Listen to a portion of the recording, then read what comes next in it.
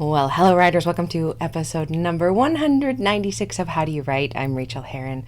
Absolutely thrilled that you are here with me today.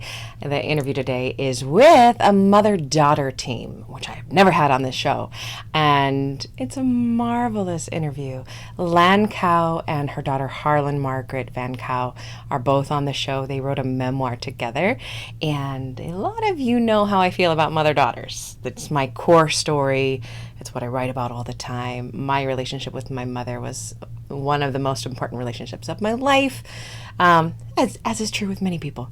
But I so enjoyed talking to these two, and I know that you are going to enjoy listening. So that is coming up. A little catch up about what is going on around here. What is not going on around here? It has been such a week. In publishing, I got Hush Little Baby back again for another very quick revision. My editor just had 2 character changes that she wanted me to make, and I completely agree with everything she says, as usual.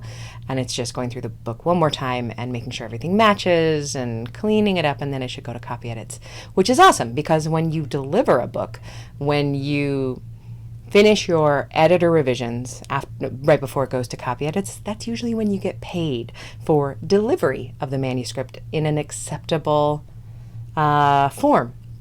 So that'll be nice, little money coming in. That'll be great. But in personal, holy Helen, it has been wild around here. You may have heard this enormous lightning storm. I think it was Sunday night this weekend. It must have been Saturday night. And I am an ex-fire dispatcher. And like I always say, you can take the girl out of fire dispatch. You can't take the fire dispatch out of the girl. And I was terrified. My little sister lives on the coast on Highway 1. One road in, one road out.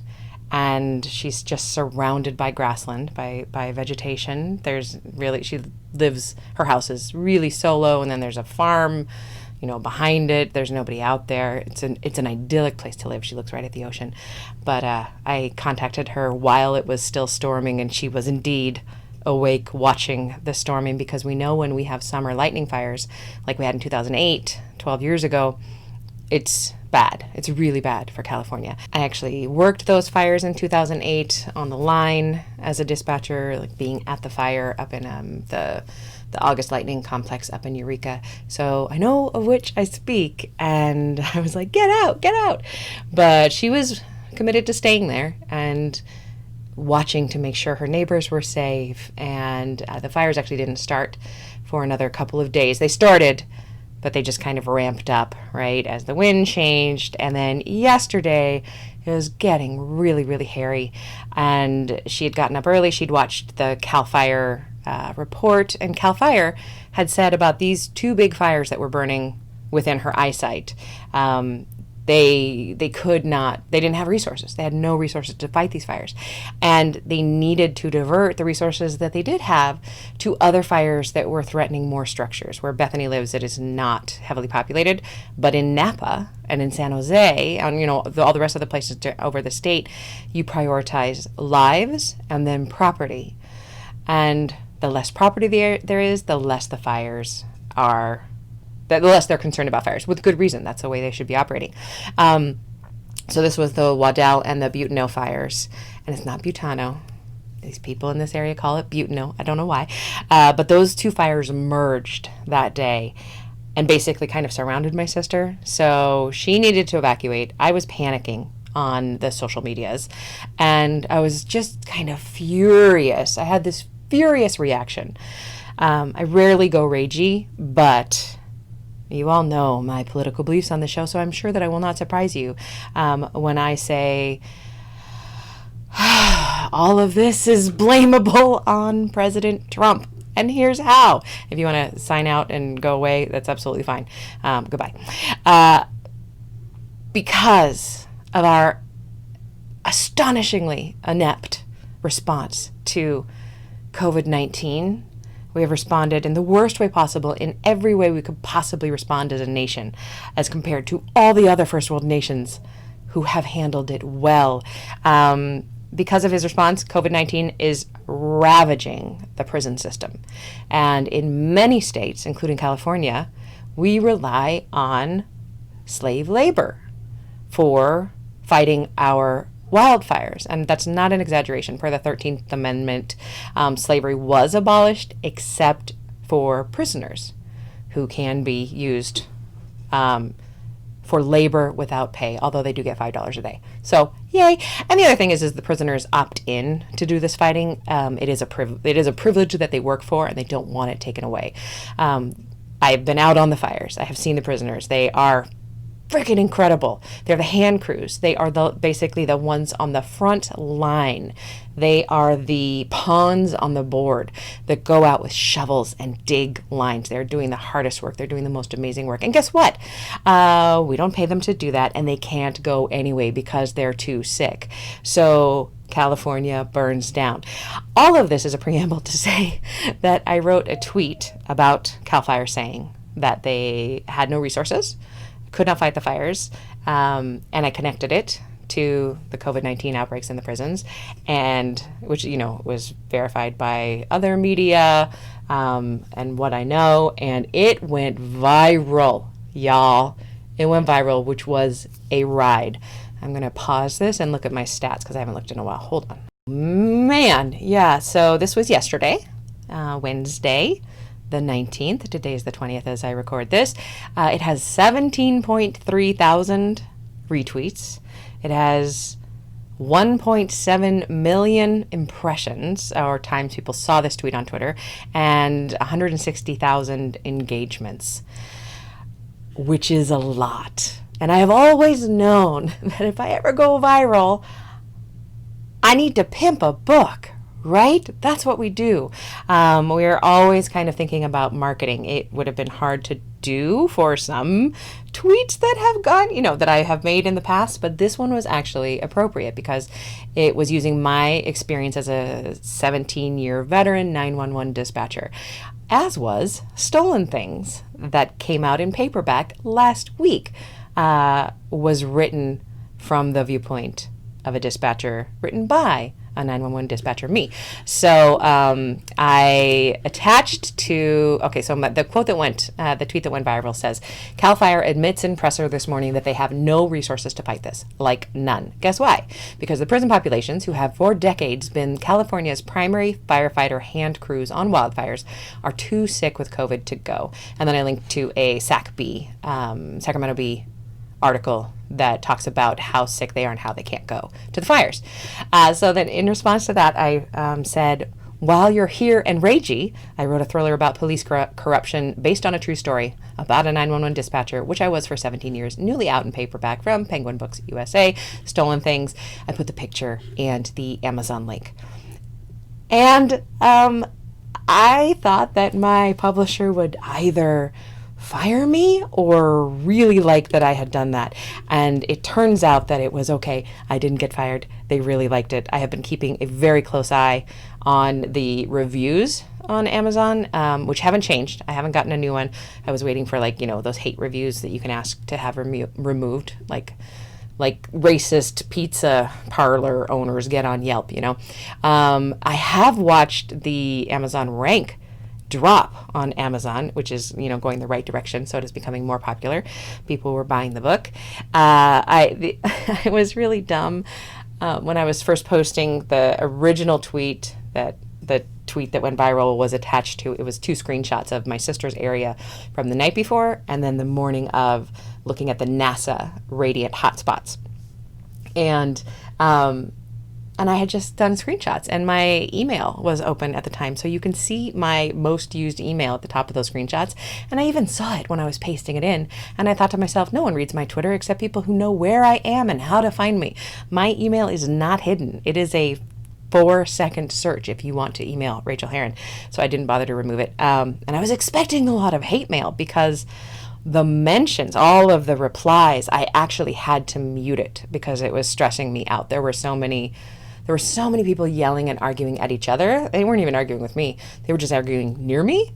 So I muted it. I have received not one piece of hate mail, which is fabulous. I did get subscribed to all the Fox News channel's daily briefings, and also to the NRA, which is funny because you have to confirm all those. So I'm actually not subscribed. It just went to my email as somebody trying to subscribe me, which I actually thought was hilarious and good try. So that has been fun, and but the most important part of the story is not about books. It's not about marketing. It's not about watching for opportunities, even though it feels really, really weird to attach a book to that kind of tweet. The really important part is that my sister got out. She evacuated to safety. She is staying at a friend's house who is out of town in Oakland, so she's really close by, and she got out safely, and her roommates got out safely, and who knows if their house is going to make it. I really hope it does. But she is safe, and for about 4 hours yesterday, she wanted to stay, and me and my other sister really wanted her to go. So I was panicking, and it reminds me again that these feelings that we have, this fear that I had, those tears that I was crying as I was so angry that I wasn't able to talk her into leaving earlier. You know why? Because she's an adult human person who gets to make up her own mind on doing everything, and she's way more sensible than I am anyway about most things, perhaps all things. We get to use and mine all of those strong emotions and put them on the page. And yeah, I didn't think about writing at all yesterday. I really tried towards the end of the day, but I was exhausted from emotion and from being viral, which was just a very, very strange experience. Soledad O'Brien picked it up. Chris, somebody else, some pundit picked it up. So people were texting me, sending it to me, which was very strange. So I didn't get any work done yesterday. But today I'm at the page, and again, you understand this. I'm letting the emotions that I felt be used. I am channeling them into the work.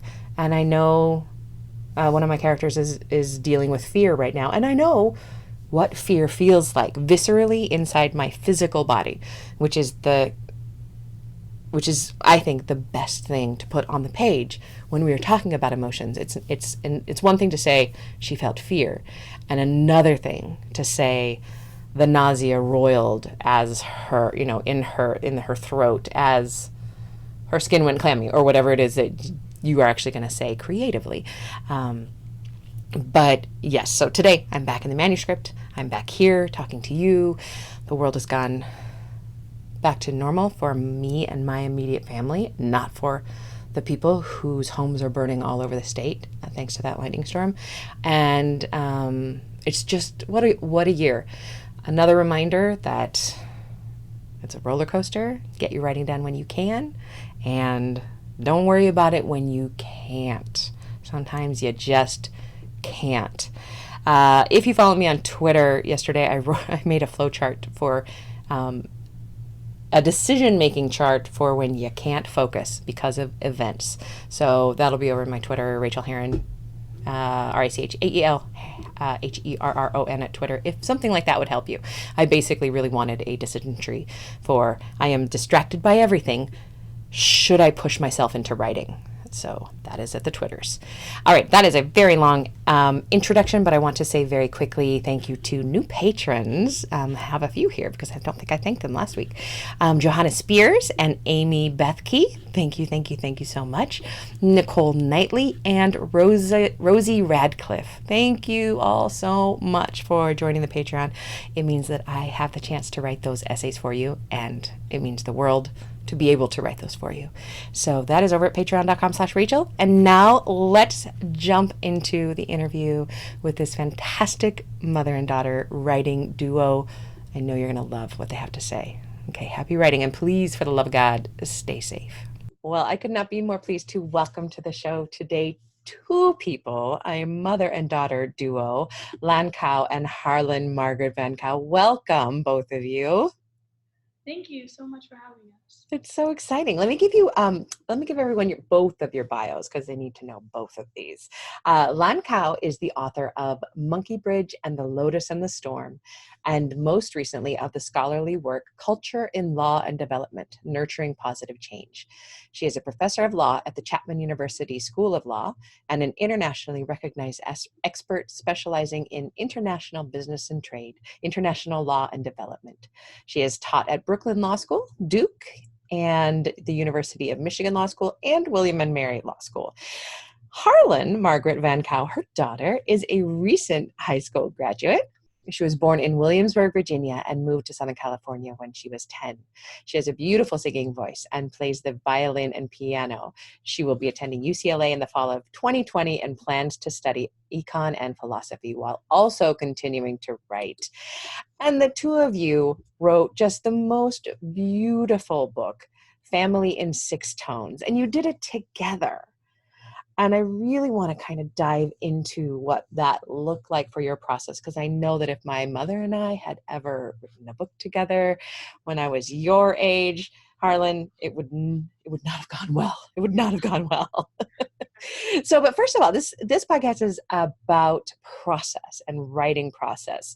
Lan, you have a lot of experience in writing, but this experience must have been completely different. What was your process like for this particular book? For this particular book, I had to really learn to let go. Oh, how was that? That's very hard. You know, somebody who is very focused, let's say, on measurable standards of achievement. Mm-hmm. So for example, you know, I am originally from Vietnam.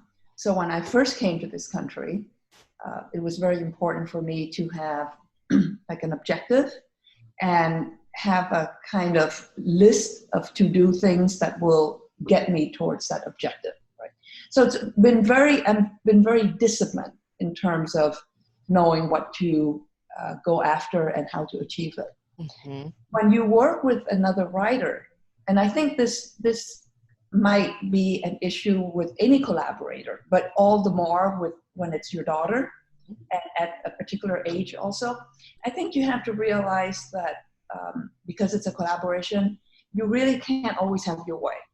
And it's a very big compromise when you're writing, because in writing, I've written other books and articles, and it's, you know, it's whatever you want to do. It's your space, right? It's your imagination. And with her having to sort of just go with the flow in a really freeing way was hard. It felt constricted at first. Mm-hmm. So interesting that letting go felt constricting to me, because it sounds like a paradox. And having to take her vision and what she wanted to write about into consideration was very hard for me. And also because we write about each other also in the book, you see right away how the person remembers a particular episode, and it's not how you remember it. And it's not necessarily that one person's memory is going to override another. It's just sort of like the Rashomon, right? There are just so many different perspectives. Yes. You just have to let all of that go and just go by faith and hope that the finished work will cohere. How did it work deciding how to put the pieces together? Well, the publishing house would recommend, you know, we want you to do Lan, Harlan. Okay. I think also doing that is good because it gives both of us breathing time, but we both have very different strategies in writing. Ooh, tell me about that. Well, I think my mother, I don't want to speak for her, but I'm pretty sure, you know, her past books are novels, unless they're about law. Right, right. So if you have a novel and you write as a therapy, you can hide behind characters. Yeah. Right? Like you say outright, like, this happened to me. Originally, like, for example, I never imagined when I was little and I thought about being a writer, I never thought my first book would pretty much just be like a confession. I thought it would be more so like if I wanted to like talk about I don't know, like at the time, whatever felt important, like a boy or something. Right. I would think like, I'm going to write about him in this way and put him in another character. I never imagined I'd have to think like, I'm just going to change his name a tiny bit and kind of use this as a way to say, to just spill it all. So for my mother, I think especially for someone who's gone through something so traumatic, she's very used to not, she never had to say outright, this happened, or explain. Also, it is very difficult, I think, when you are writing about parenting, because people judge so much on parenting. And it's usually also the people who've never had a child. Oh, definitely. So the audience, I'm not sure exactly who that is yet, but if somebody is a parent, they can judge on, am I the same as Lan, or am I not? Or someone who doesn't have a child, they'll judge also. I think there's a lot of pressure for that too. So I'm very respectful of how she handled it, because I can imagine how hard it is. Because for me, separately, it's different. I just turned 18. So even though I did write about a lot of things, it's not 59 years worth of stuff. And on top of it, I'm not because the kid never is usually judged in how they are a child. Like they're judged as a person, not how they react to the mothering. Mm-hmm. Whereas mothers are judged on how they mother and who they are as a person. So that's why classes are different. That leads me to an interesting question so I teach memoir a lot. I teach a semester-long course at Stanford. And one of the things that students in memoir have a very hard time learning how to do is how to be confessional and transparent on the page in a very real way, which both of you do beautifully. In your book, both of your voices are completely real and believable. Did either of you struggle with that? I struggle because it's a brand new form for me. I'm much more used to doing fiction. And the reason why I was more drawn to fiction, even though it requires a lot of imagination in fiction, even if it's based on some kind of event in your life. You have character, plot, narrative, all of everything having to work together. With memoir, you are committed to telling the truth. Even if your version may be different from another person, you're not making things up. Right? So it just felt so raw and exposed to me that it's just very stark. And once I accepted that was the big hurdle for me. But once I accepted it, I didn't have trouble plunging into it. And she, on the other hand, had no trouble at all. So I was she was the engine, in the sense that because she had not done fiction, this is her first foray in writing, and it's a memoir form. So it's natural to her. I had to overcome letting go of fiction to enter this particular universe. So in that way, she was the engine that pulled me into this direction, which felt more raw, more exposed, more unveiled. And that was hard for me. So we actually had a lot of disagreement about what we're going to include. Now, and this also has to do with letting go that I have talked about. I never wanted to say to her, I don't want you to write about this. I say I'm uncomfortable, but I wouldn't say you're absolutely forbidden, even though I really wanted to. And part of it was because I wanted her writing experience to be one about writing, opening up the world for you, right? It's a soaring process. You're flying, you're floating. You're not within any kind of self-imposed or externally imposed confine. So I didn't want to restrain her. I didn't want writing to be about restraint, even though I felt like it should be restrained, because the memoir form is very raw to me. So as a result of wanting her first experience to be about freedom, she basically was the engine. She took us, she would write about something that I didn't want to write about. But once she has written it, because it's a memoir, I can't just let it go, right? I feel like if I read it, I would have to at least contextualize it in my chapter. So in many ways, it's kind of like an echo. Yeah. And something, even if I didn't want to, I would have to at least address it in some form in my section. So did you do this narratively through the whole process? Would you write a chapter and then Harlan write a chapter and then you would be reacting to it? No, it was out of order. Tell me about that. We did not consult each other unless it wasn't an argument, to be honest with you. First of all, we had a lot of arguments. Yeah, it was a lot. And it's also hard because it would start with the book and it would go into other things that normal like parent daughter would argue about. Sure. And it becomes like at the end of the argument, you still have to sit down together and think like, so what about the actual problem at hand? Like, are we going to write about this or not? And sometimes, I'm not going to lie, I was mad, so I would write about it anyway. And then she would find out, and I figured if she responds to it, that's great. But if she doesn't, it's still totally okay, because then the reader themselves will notice, okay, Lan didn't respond to what Harlan said. This is interesting. Maybe it's like, it symbolizes something else. Because with memoir, I always thought memoirs are for people who are kind of like at the end of their career. No offense, you're not at the end, but like, but someone who's already experienced things, not someone who is not even in their 20s. So I think you were 16. I was 16 when I started. Yeah. So I was always more comfortable with novels anyway, just because again, like I never prepared to write a memoir. So what we found is a small compromise, which I think is good anyway when you write anything, is to just imply. You don't have to always explicitly say something.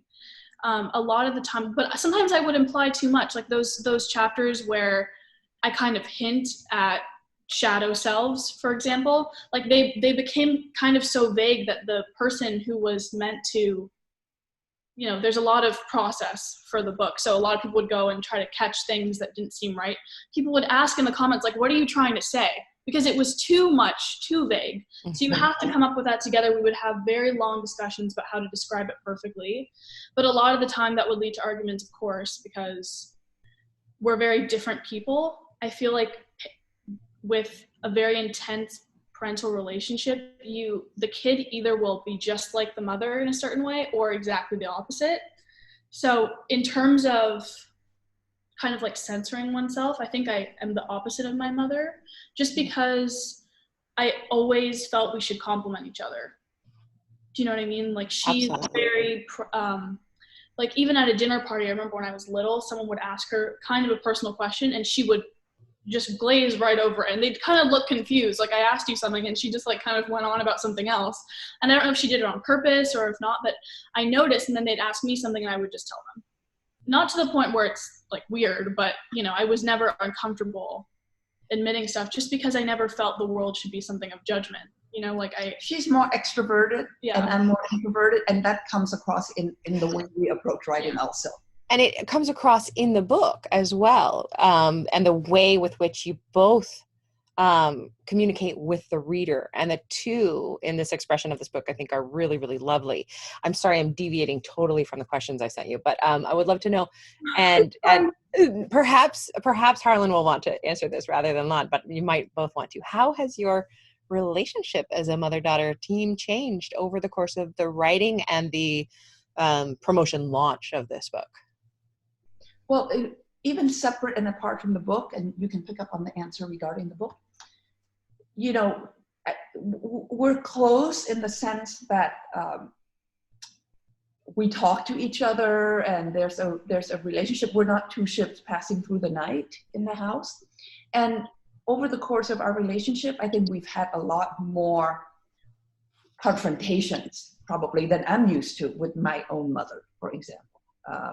And especially being raised in a traditional Asian household, the idea that you would just poke at your parents or dissect what they're saying or, you know, hector back at them in the same tone, tit for tat, would never happen. But she's raised in this country and she's fully American, so there's much more of that. And every time that we've had that kind of collision, I've always felt really like, oh my God, this is terrible. And she always said, well, that was good. She thought it was good, and that she thought it was, you know, somehow moving the relationship forward.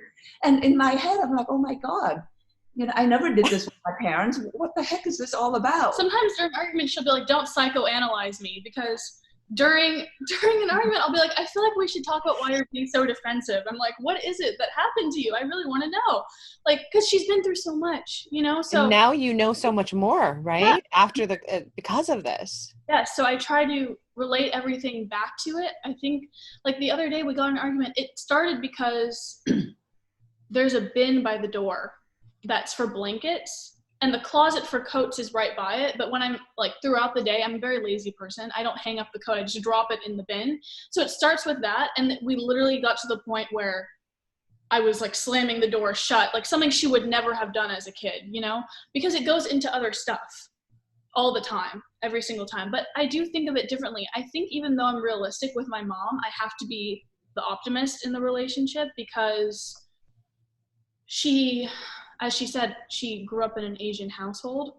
But writing the book together, I don't know if it necessarily changed the relationship, but I think it made me more conscientious of it, more aware, because now every time I argue with her, I obviously take her seriously, but I do still picture that I'm arguing with, like, a tiny kid almost, because I still think I see every part of her in herself. You know, she's like one of those, like, Russian nesting dolls that have, like, all the layers that you That's take beautiful. apart.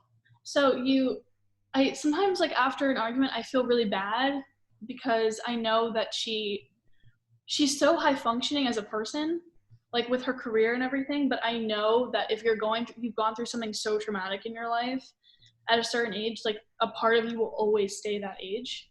So when I leave an argument for some reason, I feel this guilt that I don't feel with anybody else in the world, because when I argue with other people, I really don't care. Like, I just want to make my point and then leave.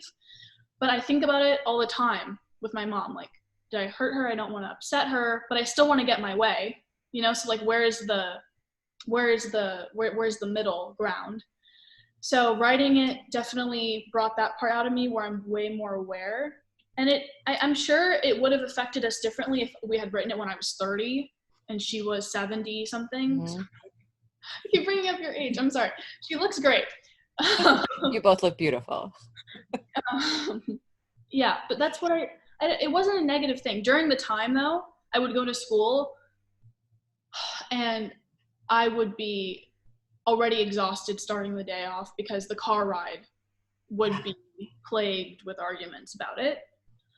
So during the writing process itself, I was pretty pessimistic. Like, I remember the editor read my ending and she was like, you sound way too sad with the world. Like, you need to write, no, you're looking forward to the future. And at the time I was like, but I'm not. And she's like, but you're right that you are, because you will later on. And she's like, I feel better now.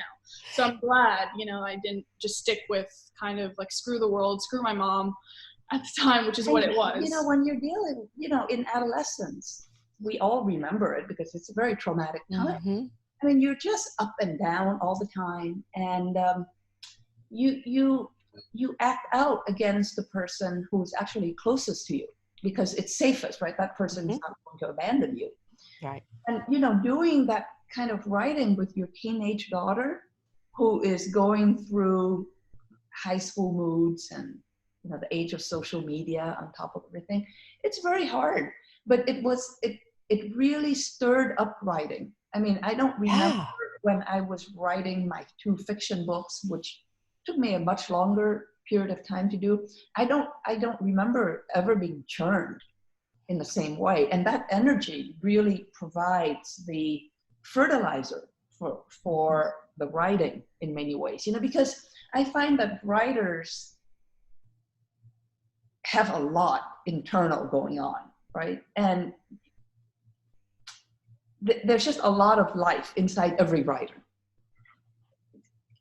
And that's what prompts us to write, because it's inside and it's just sort of, it needs to come out. But when you write with your kid, there is an additional layer that provides, and in those teenage years. And, you know, her father had just died also. So there's just a lot of negative and positive energy. It's like yang. But in the yin yang symbol, it looks peaceful because the whole point of yin yang is that qualities that seem to be competing, in fact, are complementary. That's why you have the yin inside the yang part and the yang inside the yin. And they're sort of in harmony. But during the time when we were writing, it's as if you were taking that yin yang symbol and shaking it up. Yeah. So it hadn't settled down into harmony yet. Like eventually it would settle and coalesce. But at that point, it was still in the shaking up space. And it was good that we had the book to pour everything. Absolutely. Because probably, even though we did fight about the book, I think if we didn't have the book, we would have fought without the structure of the book. Yeah. Yeah. And also, at least something good comes out of the argument. Yeah. I always say, like, I feel the only difference between the two of us and other mother-daughter relationships is that, you know, we just know how to put the words like in an aesthetically pleasing way. But I'm sure we still have the same kind of issues. I mean, not exactly the same, it's pretty unique, but the same tension as other parent-daughter situations. And I feel very grateful because at least I have this kind of like piece of art to express it. Yeah, this was your vehicle through those tumultuous years, right? Yeah, there's something that all the arguments will kind of speak for, and that's important to me too. And as I'm leaving, I'm about to go to college, which feels so weird because I honestly still feel like a total baby. But as I'm leaving, we've argued a lot less now. We still have moments, but I think it's better to have like small moments all the time than like 10 explosions. So that's important too. Whereas with the book, it would just be explosions. Like during that year and a half, like once a week probably. Huge. Oh, that's rough. Yeah, and then like the debris from the argument would kind of spread over like half the week. So we'd only have 2 good days every week. The fallout continued. Yeah. Did you edit each other before it went to your editor? No. Oh, thank goodness. I was thinking that would be brutal. I tried. I did once. And it was she never did it again. I never just did once. It again. Yeah. That's amazing. Can you, either of you or both of you? It was childish and petty because she wrote she screamed. Oh yeah. So I changed it to she raised her voice or something like that. Yeah. And I lost it. And it made her so upset she put back scream. Yeah. I made it work actually, I think. And I even asked her, I was like, I want to know where this comes from. Like, where's this need to have such approval on you? And she was like, don't psychoanalyze. It's always the same conversation.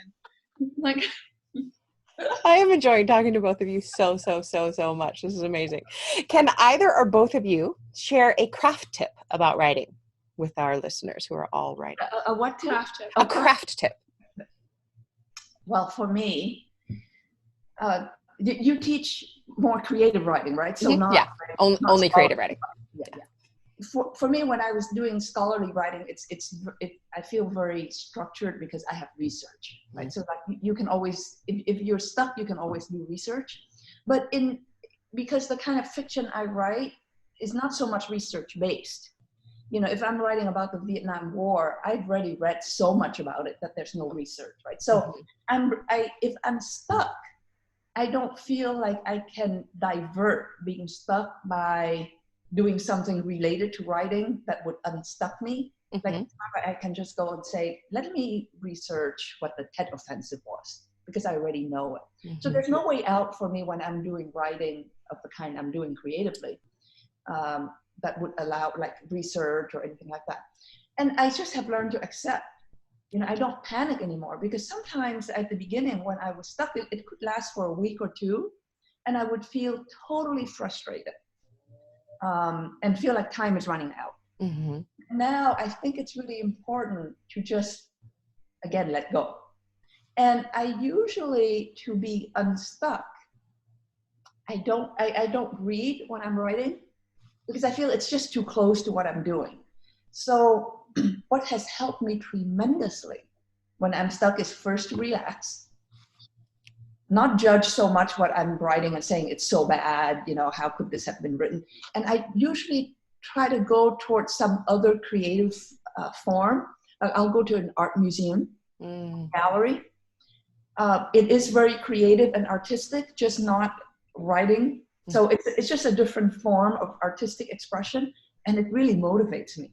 So if I see color in a painting, it's helped me tremendously, because a lot of my books, I tend to pick a color as a theme and weave it somehow, you know? So for example, you know, I love the trilogy, Blue, White, and Red by the Polish director. Yeah, they're beautiful. Yeah.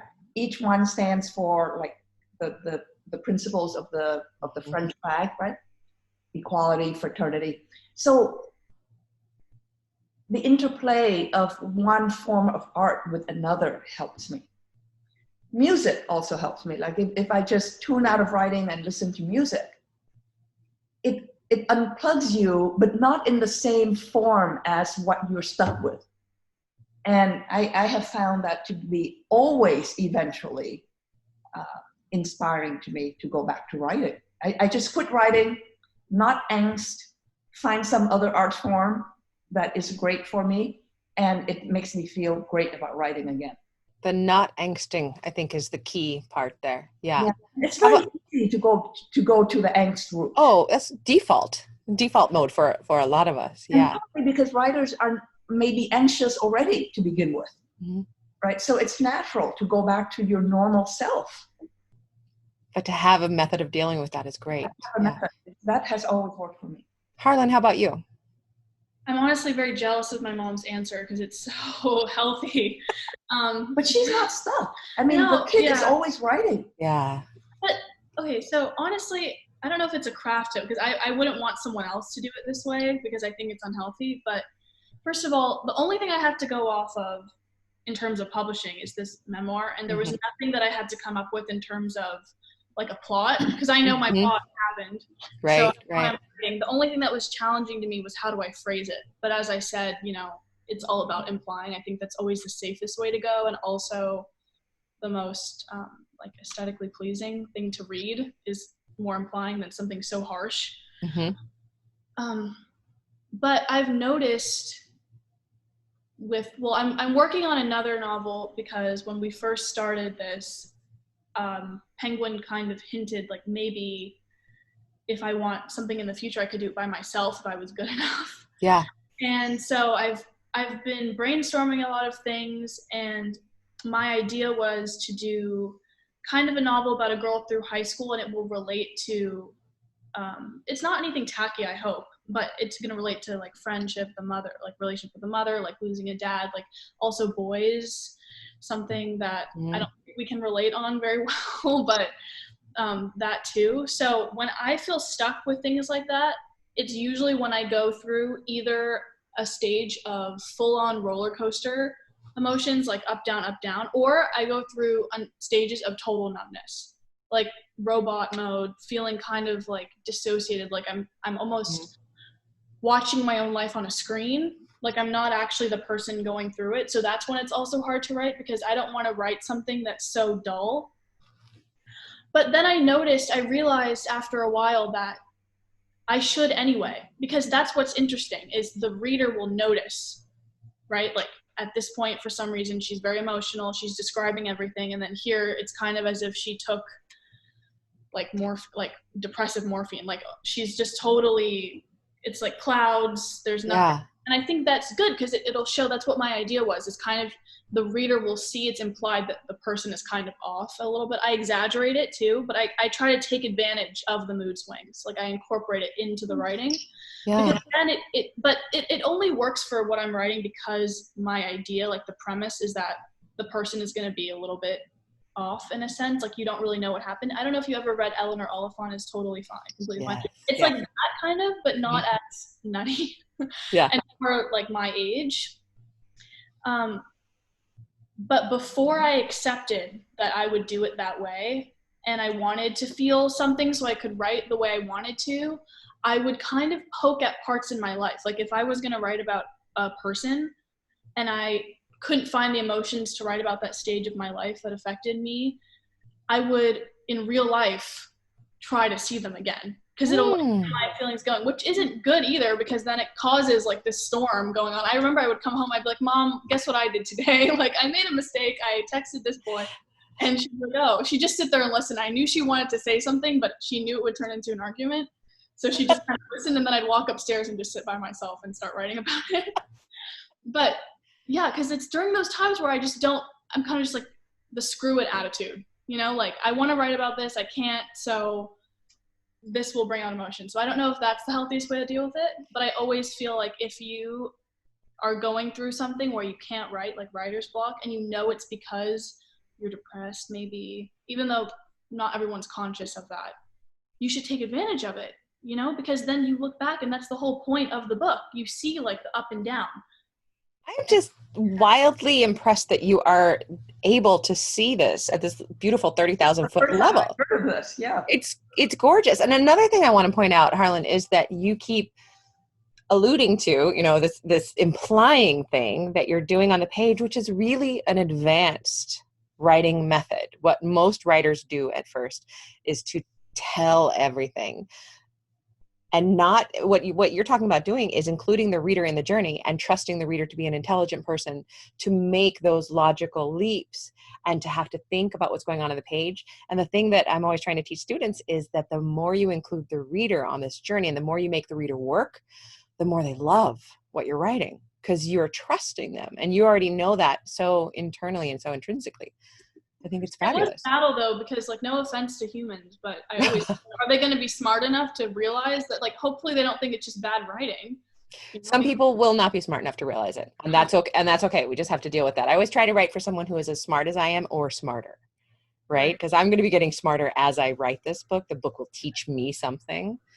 So, well, we're running out of time, but I have to tell you that my mother was a writer and a huge reader, and we had this connection, and my mother was my favorite person, and almost every book I write is about the mother-daughter relationship. That's my core story. That's what I go back to again and again. And to see you two together doing this, just like you, if anybody's looking at me on the screen, I'm actually going red. I'm overheating, just so happy about being able to talk to you and to read this beautiful book and to see you in person. Will you tell us where we can find you online? And maybe we haven't done this. Tell us a little bit about the book, about Family in Six Tones, what it's about. So I'll be okay. So it's a mother-daughter memoir, and the format is quite unique because usually, as you're aware, a lot of mother-daughter books tend to be written by the daughter when the daughter is already older, and sort of reflecting back on her relationship with her mother. But this is immediate, you know, like. She's writing as the daughter in present day time. Yeah. And the story is just surrounding, it's a story that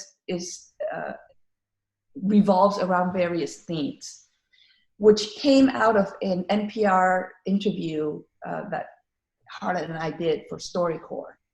And we did it in I think she was only 15 or 14. She was like 12. 12. Oh, wow. A long time ago.